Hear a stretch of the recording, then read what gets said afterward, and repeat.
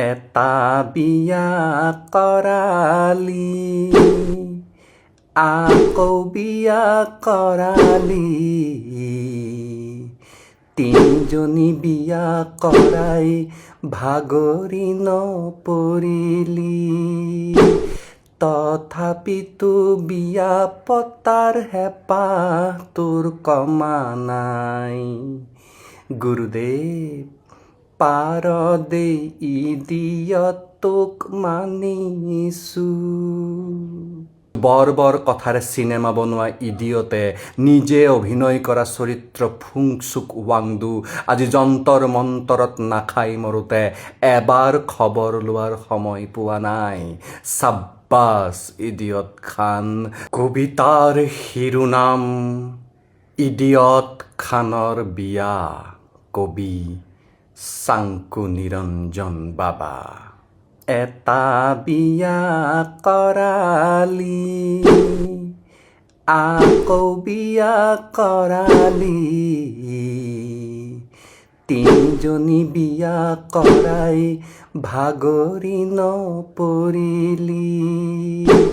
তথাপিতো বিয়া পতাৰ হেঁপাহ তোৰ কমা নাই গুৰুদেৱ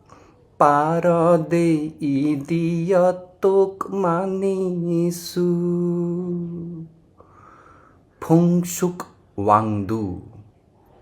মনত পৰেনে আপোনাৰ 3 ইডিয়ট চিনেমাৰ ইডিয়ট খানে এক্টিং কৰা সেই চৰিত্ৰটি সেই চৰিত্ৰত অভিনয় কৰি ইডিয়তে যে কোটি কোটি টকা ঘটিছিল বাস্তৱৰ সেই ফুংচুক ৱাংডু আজি যন্তৰ মন্তৰত অন্বেষণ কৰিছে শিক্ষা ব্যৱস্থাৰ সংস্কাৰৰ দাবীত আৰু সেই ইডিয়তে আজি এখনৰ পিছত এখন বিয়া পাতিছে হুতাহে পলোৱা নাই তাৰ ইয়াতকৈ কমেডি এই দেশত আৰু কি আছে আমাৰ শিক্ষা ব্যৱস্থাৰ আজি চৰম বিপৰ্যয় প্ৰশ্ন কাকত লিক ছাত্ৰ ছাত্ৰীৰ আত্মহনন শিক্ষকক অপমান ঠিক আছে 3 বাৰ নহয় 100 বাৰ বিয়া পাতিলেও 50 নহয় 80 বছৰত বিয়া পাতিলেও সেইটো একান্তই ব্যক্তিগত বিষয় কিন্তু বৰ কথাৰে চিনেমা বনোৱা ইডিয়তে নিজে অভিনয় কৰা চৰিত্ৰ ফুংচুক ৱাংডু আজি যন্তৰ মন্তৰত নাখাই মৰোতে এবাৰ খবৰ লোৱাৰ সময় পোৱা নাই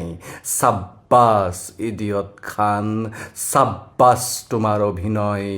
চাব্বাছ তোমাৰ চিনেমা